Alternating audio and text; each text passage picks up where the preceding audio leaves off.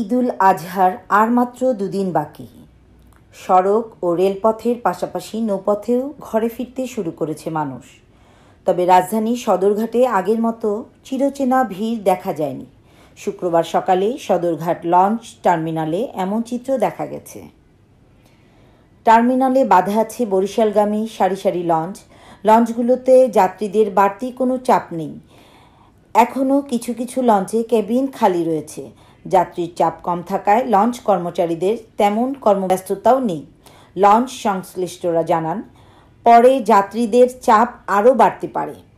পারাবত 10 লঞ্চের এক কর্মকর্তা জানান, না ভিড় তো নাই, যাত্রী তো অনেক কম। যাত্রী কিছু বাড়তে পারে, তবে গার্মেন্টস সিট হইলে কিছু বাড়বে, কিন্তু আরও 2-1 দিন সময় লাগবে, হয়তো আগামীকাল বা তারপরের দিন বাড়তে পারে। না ভাড়া 400 টাকা, 409 টাকা সরকারি রেট, আমরা 400 করে নিচ্ছি। আমার যাত্রী ক্ষমতা 1350।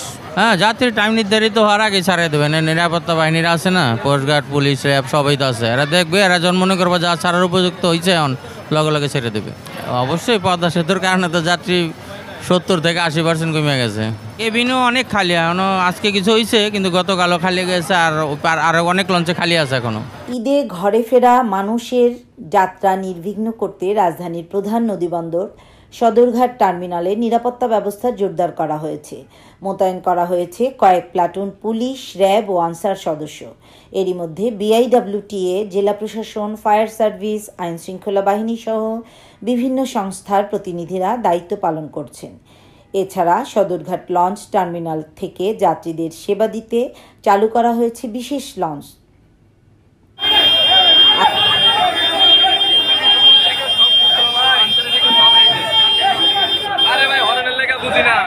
সম্মানিত যাত্রী সকল, নৌকা বা ট্রলার উপরে লঞ্চে আরোহণ করবেন না, এতে যে কোনো সময় দুর্ঘটনা ঘটতে পারে। আসন্ন ঈদকে কেন্দ্র করে গত কয়েকদিন ঘাটে যাত্রীর চাপ কিছুটা বাড়ানো হয়েছে দৈনিক চলাচলকারী লঞ্চের সংখ্যা। লঞ্চ মালিকরা বলছেন, যাত্রীর চাপ বাড়লেও লঞ্চের সংখ্যা আরও বাড়ানো হবে।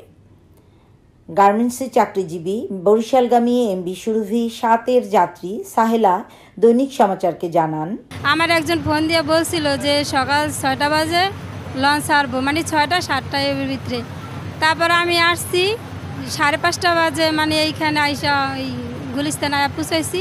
তারপর আসছি এই জায়গায় আসছি 6টা বাজে। আইসা সবার কাছে জিজ্ঞেস করছি, সবাই বলছে যে না, সব কাউন্টারে জিজ্ঞেস করছি যে লঞ্চ ছাড়বো, তারা বলছে না লঞ্চ ছাড়বে না। তারপরে গিরিল লাইনে লঞ্চের ওই জায়গায় গেছিলাম, ওইখানেও লঞ্চ ছাড়ে নাই। তারপরে কি করব, আর এখন তো আর ওই জায়গায় মিরপুর যাওয়া সম্ভব না, যে জ্যাম, আবার অত টাকা পয়সা নাই যে যাব, তাই আবার এইখানেই রয়ে গেছি। বরগুনাগামী লঞ্চ এমভি ইগল 9-এর যাত্রী আব্দুল সাত্তার জানান, আমি আসছি 12:30টার সময়।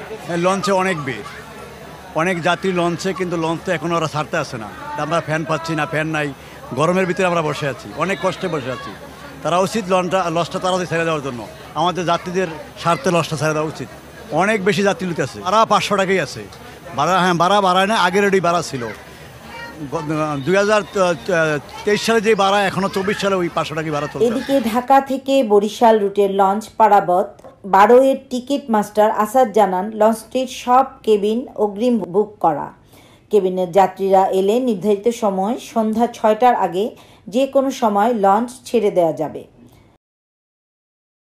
প্রিন্স আউলাস লঞ্চের এক ঝালমুড়ি বিক্রেতা বলেন, পদ্মা সেতু ওই সমন্তর একবারে লঞ্চ গাড়ি বেচা কিনা নাই, খুব কষ্টের ভিতরে আছি। এবার নামছি সকালে 500 টাকা বেচতেই নেই, তা কী কষ্টে আছি আমরা বোঝেন। আবার খাজনা ভাড়া না হলে 240 টাকা বেচা কিনে ওকর নাও পকেটে থাবা দিয়ে লয়ে যায়। ইতিপূর্বে লঞ্চের হুইসেল বাজার সাথে সাথে যে সদরঘাটে মানুষের পদচারণায় মুখরিত হয়ে উঠত, আজ তার সিকিভাগও যেন চোখে পড়ছে না। যাত্রীদের চোখে মুখে ঈদযাত্রার আনন্দ লক্ষ্য করা গেলেও লঞ্চ মালিকদের কপালে চিন্তার বাজ স্পষ্ট হয়ে উঠেছে।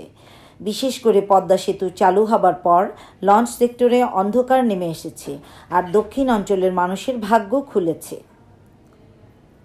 হাবিবা চৌধুরী, দৈনিক সমাচার।